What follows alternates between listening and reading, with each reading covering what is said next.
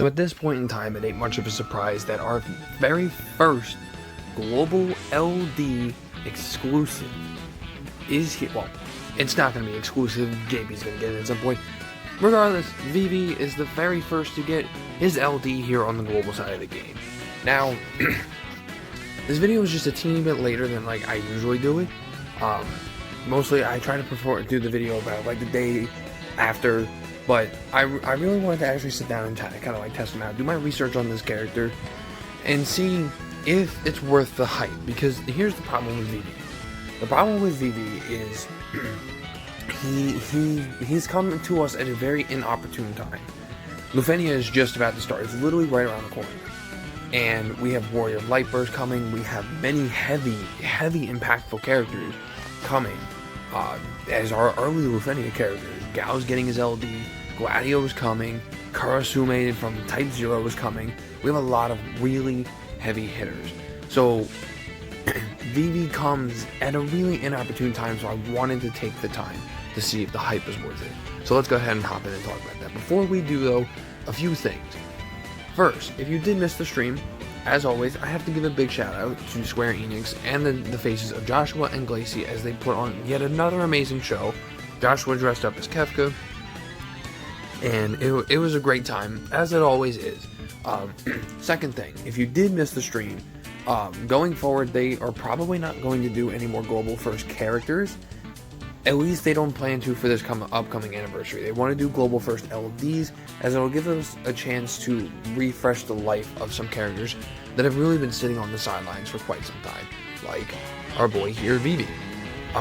So we don't know when they plan on doing another Global First exclusive character, but we do know that for the anniversary, we will be getting another Global First LD.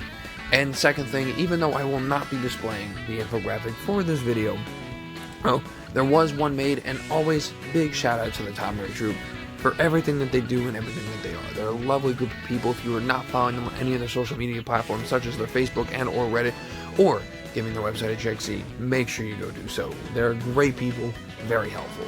Now, the image that you should be seeing on screen right about now is the slide that was taken from the stream. I'm not going to clutter the video with like the other side screens. You've probably already seen all that information.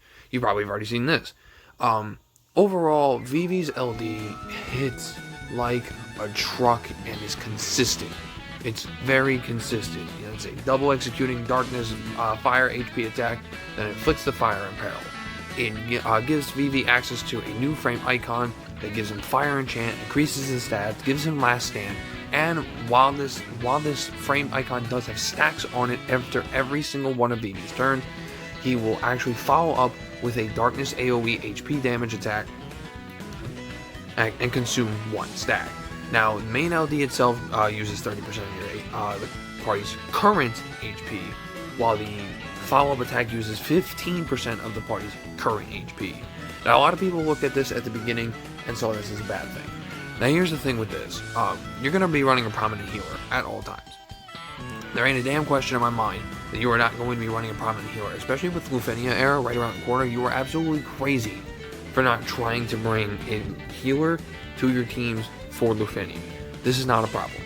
The big thing with Vivi's LD is that the HP damage that it deals is current, based off the current value. So the lower HP that you have, the less it'll actually take per every time it is used. So the lower you get, the less you have to worry about more HP in the same amount or more HP being drained.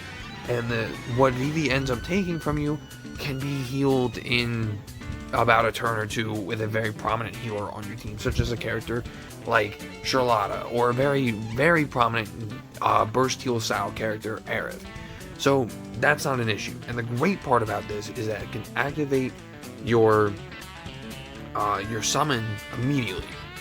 So Odin, Leviathan, Alexander, all three of these summons are based off of your HP dropping below the initial value in order for you to get a permanent effect for the rest of the game.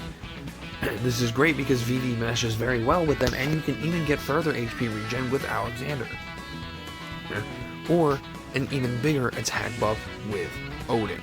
So ultimately, the big thing with Vivi is it makes him such a consistent magic DPS. It's insane. It's actually insane. Overall, after everything that I've seen, I do full-heartedly believe that thanks to this LD, Vivi is a very viable Lufenia magic DPS. Now, obviously, yes, there are the drawbacks and shortcomings. You want to make sure you're planning very carefully. You want to make sure you're using the LD in times that you're going to find opportunity. Especially when we're going into Lufenia fights. You always want to plan, you always want to make sure you're doing everything accordingly. So, there are some drawbacks to the LD. The fact that it does drain HP, even though I did give it more pluses than I did cons, it can still be an issue. Just make sure you're smart with it. And overall, it doesn't give fire enchant to the whole party, it doesn't extend the last stand to the whole party, it's all onto Vivi, which can probably be improved upon when we finally see LD extensions in the future and Vivi actually gets one of these. Overall, he's very Lufenia viable, and I do honestly think that he's worth picking up. I really full-heartedly do. Now, you've seen the banner on the screen pretty much this entire time, and this is going to tie into the next thing we're talking about before we close out the video. This banner is unfortunately not good. Steiner is very, very outclassed. A very prominent attack down buff, which is debuff, which is great, but his damage is mediocre, and we have other Brave Batteries who can fulfill his roles. Aiko was not even all that great when she first got her EX Plus back in February. And Zidane, even though he's the most recent character to receive upgrades and a rework, while he wasn't to be underestimated, and I do think he is an underutilized character, he's just not prominent right now. Like, he's neither of the three characters on screen besides Vivi are Lufenia viable. None of them are, unfortunately. So the thing is this banner, you're only pulling for Vivi. You're literally only pulling for Vivi.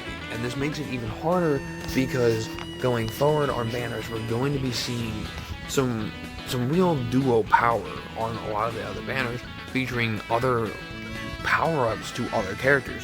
Yao, when Yao drops, Terra's going to be getting her rework. She's not going to be getting an LD at that time. She's going to be getting a rework that makes her a very prominent magical DPS for the Lufenia era. This is the only example I can think of off the top of my head. But, Laguna and Thancred are both getting reworks that, while they're still not the best of characters, do make them at least better than these guys.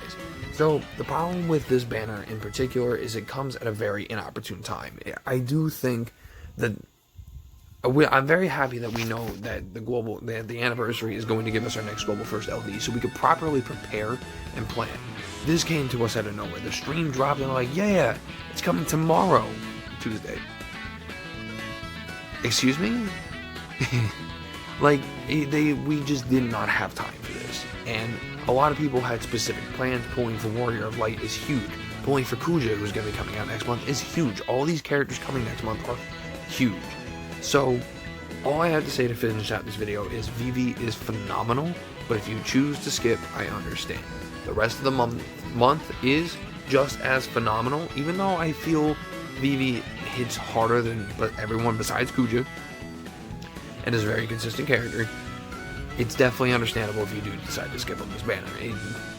Everything else for the rest of the month is very, very pull-worthy. So, plan accordingly, guys. I will leave you on this. It is a very worthy LD to be pulling for, and Vivi is a very worthy character to be pulling for. But if you had a plan and don't want to stray from it, stick to the plan. But anyways, guys, that'll do it for me on this one. Thank you so much for watching, and I will see you next time.